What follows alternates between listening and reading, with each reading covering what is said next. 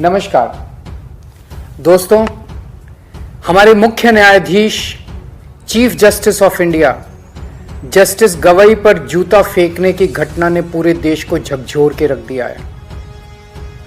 एक शख्स ने हमारे देश के चीफ जस्टिस गवई पर जूता फेंकने की कोशिश की। इसके बाद सोशल मीडिया पे जस्टिस गवई को मारने, पीटने और न जाने किस किस तरह की हिंसा करने की ढेरों धमकियां दी जाने लगी। अलग अलग तरीके से उनका अपमान किया जाने लगा। इन लोगों ने ना ही जूता फेंकने वाले के खिलाफ कोई कार्रवाई की और ना ही धमकियां देने और अपमान करने वालों के खिलाफ इन लोगों ने कोई कार्रवाई की। ऐसा लगा जैसे ये सब एक सुनियोजित, सिस्टमैटिक तरीके से किया गया एक षड्यंत्र है।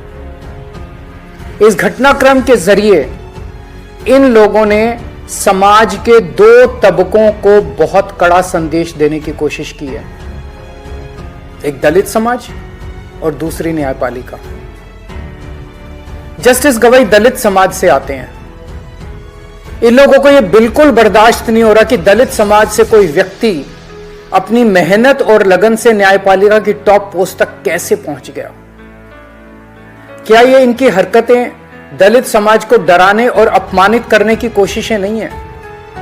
इसके बाद एक आम दलित किससे न्याय की उम्मीद करेगा? क्या इससे दलितों पर अत्याचार करने वालों और उनसे नफरत करने वालों के हौसले बुलंद नहीं होंगे?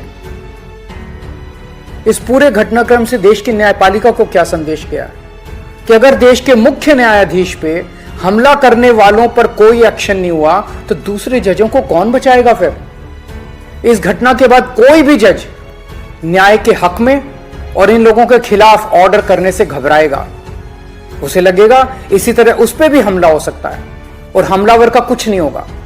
उसे लगेगा उसके और उसके परिवार को सोशल मीडिया पे धमकियों और अपमान का सामना करना पड़ सकता है और जज को बचाने वाला कोई नहीं होगा। क्या यह पूरे देश की न्यायपालिका को डराने और उनको काबू करने का एक षड्यंत्र तो नहीं है? जूता फेंकने वालों को और चीफ जस्टिस को धमकियां देने और उनका अपमान करने वालों को ऐसी सख्त सजा दी जाए कि भविष्य में कोई न्यायपालिका के खिलाफ खिलवाड़ करने की हिम्मत ना कर सके। चुनाव आयोग, मीडिया और विपक्ष के बाद अब ये न्यायपालिका की आवाज को दबा के पूरे लोकतंत्र को खत्म करना चाहते हैं। न्यायपालिका की स्वतंत्रता हमारे देश के अस्तित्व के लिए अहम है। न्यायपालिका का यह अपमान देश के संविधान का अपमान है, बाबा साहेब का अपमान है। यदि आप सच्चे देशभक्त हैं तो आप चुप नहीं रह सकते।